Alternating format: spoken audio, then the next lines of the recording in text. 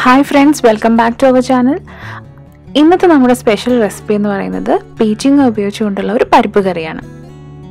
ഒരുപാട് ഫൈബർ കണ്ടന്റും ഒരുപാട് മറ്റ് ഗുണങ്ങളും ഉള്ള ഒന്നാണ് നമ്മുടെ peechinga എന്ന് പറയുന്നത്. അപ്പോൾ ഇതിന് പല സ്ഥലത്ത് പല പേരാണ്. peechinga, pottikka അങ്ങനെ പല പേരിൽ അറിയപ്പെടുന്നുണ്ട്. അപ്പോൾ നമുക്ക് ഇന്ന് അത് ഉപയോഗിച്ചുകൊണ്ട് ഒരു നല്ല സ്പെഷ്യൽ ആയിട്ടുള്ള വളരെ നല്ല ടേസ്റ്റി ആയിട്ടുള്ള ഒരു പരിപ്പ് കറി തയ്യാറാക്കാം. അപ്പോൾ ഈ ഒരൊറ്റ പരിപ്പ് കറി മതി നമുക്ക് ചോറിനോടൊപ്പം ഇത് കഴിക്കാനായിട്ട് മറ്റൊന്നും തന്നെ വേണ്ട. നമുക്ക് വേണമെന്നുണ്ടെങ്കിൽ ഇത് ദോശയോടൊപ്പം ഇഡ്ഡലിയോടൊപ്പം ഒക്കെ ഉപയോഗിക്കാൻ പറ്റുന്ന ഒരു പരിപ്പ് കറിയാണ്. അപ്പോൾ അതിനായിട്ട് ഞാൻ ഇതുപോലത്തെ ഒരു പീച്ചിങ്ങയാണ് എടുത്തേക്കുന്നത്. അപ്പോൾ ഇത് ഏകദേശം ഒരു 250 ഗ്രാം ഉണ്ടാവും. അപ്പോൾ 250 ഗ്രാം പീച്ചിങ്ങയ്ക്ക് ഞാനൊരു ഹാഫ് കപ്പ് തൂർ ദാലാണ് എടുത്തത്. തൂർ ദാൽ നമ്മുടെ തുവരം പരിപ്പ് അതാണ് എടുത്തേക്കുന്നത്. തുവരം പരിപ്പൊന്ന് വെന്ത് കിട്ടാനായിട്ട്, അതായത് പെട്ടെന്ന് വെന്ത് കിട്ടാനായിട്ട് ഞാനൊരു 2 മണിക്കൂർ വെള്ളത്തിൽ കുതിർത്ത് വെച്ചിട്ടുണ്ടായിരുന്നു. ഇനി നന്നായിട്ട് കഴുകിയതിന് ശേഷമാണ് ഞാൻ വെള്ളത്തിൽ കുതിർത്ത് വെച്ചത്. എന്നിട്ട് ഇതേ വെള്ളത്തിൽ തന്നെയാണ് ഞാനിനി അതൊന്ന് വേവിച്ചെടുക്കാൻ പോകുന്നത്. അപ്പോൾ ഇങ്ങനെ ചെയ്യുന്നത് ഓപ്ഷണലാണ്, പെട്ടെന്ന് വെന്ത് കിട്ടാൻ വേണ്ടി മാത്രമാണ് ഞാൻ ഇങ്ങനെ ചെയ്യുന്നത്. അപ്പോൾ നമ്മുടെ 1/2 കപ്പ് തുവരം പരിപ്പ് നമുക്ക് ആദ്യം ഒന്ന് പ്രഷർ കുക്ക് ചെയ്തെടുക്കാം.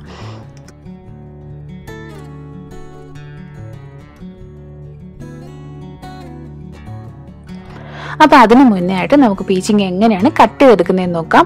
പീച്ചിങ്ങയുടെ തൊലിയും അതിൻ്റെ ആ സീഡ്സും ഒക്കെ വളരെ ആരോഗ്യ ഗുണമുള്ളതാണ്. പക്ഷെ ഞാനിന്നിവിടെ സീഡ്സ് ഒന്നും എടുക്കുന്നില്ല. പിന്നെ തൊലിയാണെന്നുണ്ടെങ്കിൽ ഞാൻ മുഴുവൻ അങ്ങനെ ചെത്തിക്കളയുന്നില്ല. അതിൻ്റെ ആ പുറത്തൊരു ഒരു തരം നാര് പോലെ ഉണ്ടാവും. അത് മാത്രം ജസ്റ്റ് ഒന്ന് സ്ക്രാപ്പ് ചെയ്ത് കളയുന്നതേ ഉള്ളൂ. എന്നിട്ട് ഇതുപോലെ നമുക്ക് കട്ട് ചെയ്തെടുക്കാം. അപ്പോൾ ഇനി നമുക്ക് തുവരം പരിപ്പൊന്ന് പ്രഷർ കുക്ക് ചെയ്തെടുക്കാം. അപ്പം ഞാൻ നേരത്തെ ഇത് വെള്ളത്തിൽ കുതിർത്ത് വെച്ചത് കൊണ്ട് തന്നെ നമുക്കിത് സാധാരണ പ്രഷർ കുക്ക് ചെയ്യുന്നത് പോലെ 2-3 വിസിലൊന്നും വെക്കേണ്ട ആവശ്യമില്ല. ജസ്റ്റ് ഒരൊറ്റ വിസിൽ വെച്ചിട്ട് നമുക്ക് പ്രഷർ റിലീസ് ചെയ്ത് കൊടുക്കാവുന്നതാണ്. ഇല്ലാന്നുണ്ടെങ്കിൽ നമ്മൾ സാധാരണ ഒരു പാനിലിട്ട് ഇതൊന്ന് തിളപ്പിച്ചെടുത്താലും മതിയാവും, പെട്ടെന്ന് തന്നെ വെന്ത് കിട്ടും. അപ്പോൾ സാധാരണ നമുക്ക് തുവരം പരിപ്പൊക്കെ നമ്മൾ വേവിക്കുന്ന സമയത്ത് ആഡ് ചെയ്യുന്ന പോലെ ഒരു നുള്ളു മഞ്ഞളും ഒരു നുള്ളു ഉപ്പും ഒരല്പം വെളിച്ചെണ്ണയും കൂടെ ചേർത്താണ് ഞാനിത് പ്രഷർ കുക്ക് ചെയ്യാൻ വയ്ക്കുന്നത്. അപ്പോൾ നമുക്കിത് വെന്ത ഉടനെ അങ്ങ് പേസ്റ്റ് ആവേണ്ട ആവശ്യമില്ല. ആ ഒരു ചെറിയ തരിതരിപ്പൊക്കെ നമ്മുടെ ഈ കറിക്ക് വളരെ നല്ലതാണ്.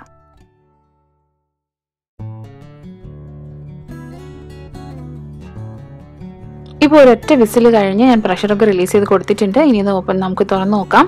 അപ്പോൾ തുറന്നപ്പോൾ ഇത് കറക്റ്റ് പാകത്തിന് വെന്തിട്ടുണ്ട്. നമ്മളൊന്ന് ഞെക്കി നോക്കിയാൽ നല്ലപോലെ വെന്തിട്ടുണ്ട്. പക്ഷേ അങ്ങനെ സാധാരണ വെന്ത് കുഴഞ്ഞ് അങ്ങ് പേസ്റ്റ് പോലെയൊന്നും ആയിട്ടില്ല. അപ്പോൾ ഇതാണ് കറക്റ്റ് പാകം.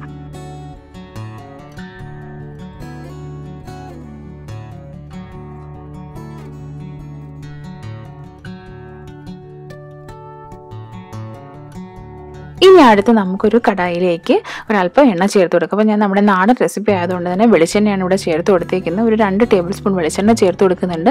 എന്നിട്ട് സാധാരണ താളിച്ചെടുക്കുന്നത് പോലെ കടുകും വറ്റൽമുളകും കറിവേപ്പിലയും ഒക്കെ ചേർത്ത് ഒന്ന് താളിച്ചെടുക്കുക.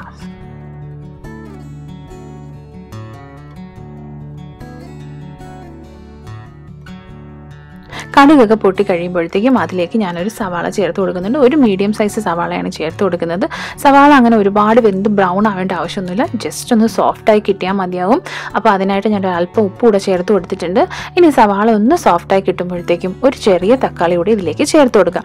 അപ്പോൾ തക്കാളി നമുക്ക് അങ്ങനെ പ്രത്യേകിച്ച് വലുപ്പത്തിനോ അല്ലെങ്കിൽ ഷേപ്പ് ഒന്നുമില്ല, നമുക്ക് എങ്ങനെ വേണമെങ്കിലും ജസ്റ്റ് ഫൈനായിട്ടൊന്ന് ചോപ്പ് ചെയ്ത് ഒന്ന് അരിഞ്ഞു കൊടുക്കുക. ഇനി തക്കാളിയും സവാളയും കൂടെ കിടന്ന് വീണ്ടും ഒന്ന് സോഫ്റ്റായിട്ടൊന്ന് കിട്ടുന്നത് വരെ ജസ്റ്റ് ഒന്ന് കുക്ക് ചെയ്തെടുക്കുക.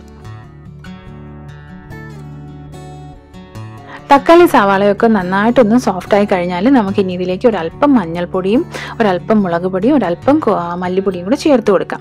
അപ്പോൾ ഇതൊന്നും നമ്മൾ ഒരുപാട് ചേർക്കേണ്ട ആവശ്യമില്ല. കാരണം നമ്മുടെ ഈ കറിയുടെ മെയിൻ ഫ്ലേവർ എന്ന് പറയുന്നത് ജീരകത്തിൻ്റെയും പച്ചമുളകിൻ്റെയൊക്കെ ടേസ്റ്റാണ്. അത് നമ്മൾ ഇനി വരുന്ന അടുത്ത സ്റ്റെപ്പിൽ നമ്മൾ ആഡ് ചെയ്യും. അപ്പോൾ ഈ സമയത്ത് നമ്മൾ ജസ്റ്റ് ഒന്ന് കളർ കൊടുക്കാനും ഒന്ന് ആ ഒരു ടേസ്റ്റ് ഒന്ന് ബാലൻസ് ചെയ്യാൻ വേണ്ടി മാത്രമാണ് ഈ പൊടികളൊക്കെ ഒന്ന് ചേർത്ത് കൊടുക്കുന്നത്. അതുകൊണ്ട് എല്ലാം ഒരു അല്പം ചേർത്താൽ മതിയാകും.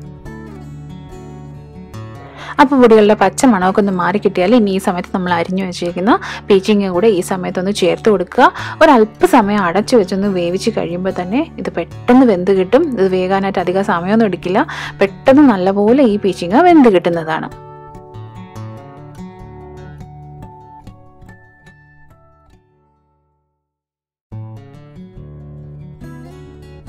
അപ്പോൾ അരച്ച് വെച്ച് നമ്മുടെ പീച്ചിങ്ങ വേകുന്ന സമയം കൊണ്ട് നമുക്കൊന്ന് അരപ്പ് തയ്യാറാക്കിയെടുക്കാം. അപ്പോൾ അതിനായിട്ട് 1 കപ്പ് തേങ്ങയും നമ്മൾ കുറച്ച് ജീരകം, ഒരു 1/2 ടേബിൾ സ്പൂൺ ജീരകവും, എരിവിന് ആവശ്യത്തിന് പച്ചമുളകും കറിവേപ്പിലയും കൂടെ അരയ്ക്കാം. അപ്പോൾ അതിനോടൊപ്പം ഞാനൊരു 2 അല്ലി വെളുത്തുള്ളിയുടെ ചേർത്ത് കൊടുക്കുകയാണ്. കാരണം നമ്മൾ ദാലൊക്കെ ചേർക്കുമ്പോൾ വെളുത്തുള്ളി ചേർക്കുന്നത് നല്ലതാണ്. അപ്പോൾ വെളുത്തുള്ളി ഫ്ലേവർ ഇഷ്ടമില്ലാത്തവർക്ക് അത് സ്കിപ്പ് ചെയ്യാവുന്നതാണ്. പക്ഷേ ഞാൻ എന്തായാലും ഇവിടെ ചേർത്ത് കൊടുക്കുന്നുണ്ട്. അപ്പോൾ നല്ലതായിട്ടൊന്ന് മഷി പോലെ അരച്ചെടുക്കുക. അപ്പോൾ തിരിച്ച് നമ്മുടെ പീച്ചിങ്ങയുടെ ആ മിക്സിലേക്ക് നോക്കുമ്പോൾ നല്ലപോലെ അത് വെന്തിട്ടുണ്ട്. ഇനി അതിലേക്ക് നമ്മൾ ആദ്യം കുക്ക് ചെയ്ത് വെച്ച ദാലൂടെ ചേർത്തൊന്ന് മിക്സ് ചെയ്ത് കൊടുക്കുക. ഇനി ഇതിലേക്ക് ഒരല്പം കായപ്പൊടി കൂടെ ചേർത്ത് നമുക്ക് നന്നായിട്ട് മിക്സ് ചെയ്തതിന് ശേഷം നേരത്തെ അരച്ച് മാറ്റി വെച്ച തേങ്ങയുടെ മിക്സ് കൂടെ ചേർത്ത് നമുക്ക് ആവശ്യത്തിന് വെള്ളം കൂടെ ചേർത്തതിന് ശേഷം നല്ലപോലെ ഒന്ന് തിളപ്പിച്ചെടുക്കാം. ഇപ്പോൾ തേങ്ങയുടെ മിക്സ് ഞാൻ ചേർത്തിട്ട് അതേ ജാറിൽ തന്നെ കുറച്ച് വെള്ളം കൂടെ ചേർത്ത് ഒന്ന് മിക്സ് ചെയ്ത് ഇതിലേക്ക് ചേർത്ത് കൊടുത്തിട്ടുണ്ട്. അപ്പം നമുക്ക് ഇത് കട്ടിയായിട്ട് വെക്കണമെന്നുണ്ടെങ്കിൽ നമ്മൾ അധികം വെള്ളം ചേർക്കേണ്ട ആവശ്യമില്ല. പക്ഷേ ഞാനിന്ന് ഒഴിച്ച് കറിയായിട്ടാണ് ഉണ്ടാക്കുന്നത്. അതുകൊണ്ട് തന്നെ ഞാനത് അത്യാവശ്യം വെള്ളം ചേർത്ത് കൊടുത്തിട്ടുണ്ട്. ഇനി ഇത് നല്ലപോലെ ഒരു 3-4 മിനിറ്റ് നമുക്കൊന്ന് തിളപ്പിക്കാം. അപ്പോഴാണ് നമ്മുടെ ഈ തേങ്ങയുടെ ആ പച്ച സ്മെല്ലും അതിൻ്റെ ആ ഒരു ടേസ്റ്റൊക്കെ ഒന്ന് മാറിക്കിട്ടുള്ളൂ. ഇനി പാകത്തിന് ഉപ്പുണ്ടോ എന്ന് അവസാനമായിട്ട് നമുക്കൊന്ന് ചെക്ക് ചെയ്ത് നോക്കാം. അപ്പോൾ എനിക്കിപ്പോൾ ഇവിടെ ഉപ്പ് അല്പം കുറവായിട്ട് തോന്നിയതുകൊണ്ട് ഞാൻ അല്പം ആഡ് ചെയ്ത് കൊടുത്തിട്ടുണ്ട്. ഇനി ഇത് അടച്ചു വെച്ച് ഒരു 3-4 മിനിറ്റ് നല്ലപോലെ തിളപ്പിച്ചെടുക്കുക. ഇപ്പോൾ നമ്മുടെ അടിപൊളി പീച്ചിങ്ങ പരിപ്പ് കറിയുടെ റെഡി ആയിരിക്കണം. അപ്പോൾ എല്ലാവരും ഇതുപോലെ ഒന്ന് ട്രൈ ചെയ്ത് നോക്കുക. ചോറിനോടൊപ്പം കഴിക്കാൻ നല്ല ബെസ്റ്റ് ആയിട്ടുള്ള ഒരു കോമ്പിനേഷനാണിത്. ഉറപ്പായിട്ടും എല്ലാവർക്കും ഇത് ഇഷ്ടമാകും. അപ്പോൾ ഈ റെസിപ്പി ഒന്ന് ട്രൈ ചെയ്ത് നോക്കിയിട്ട് ഫീഡ്ബാക്കൊക്കെ നമ്മളെ കമൻറ്റായിട്ട് അറിയിക്കാൻ മറക്കരുത്. പതിവ് പോലെ തന്നെ റെസിപ്പി ഇഷ്ടമായാൽ ഷെയർ ചെയ്യുക. ഫ്രണ്ട്സിനും ഫാമിലിക്കും ഒക്കെ ഒന്ന് ഷെയർ ചെയ്ത് കൊടുക്കുക, ലൈക്ക് ചെയ്യുക. പിന്നെ ഫീഡ്ബാക്ക് നമ്മൾ എന്തായാലും അറിയിക്കുക. ഒപ്പം തന്നെ നമ്മുടെ ചാനൽ എല്ലാവരും ഒന്ന് സബ്സ്ക്രൈബ് ചെയ്യുക. അപ്പോൾ വീണ്ടും ഒരു നല്ലൊരു റെസിപ്പിയായി വരുന്നവരെ take care and bye bye.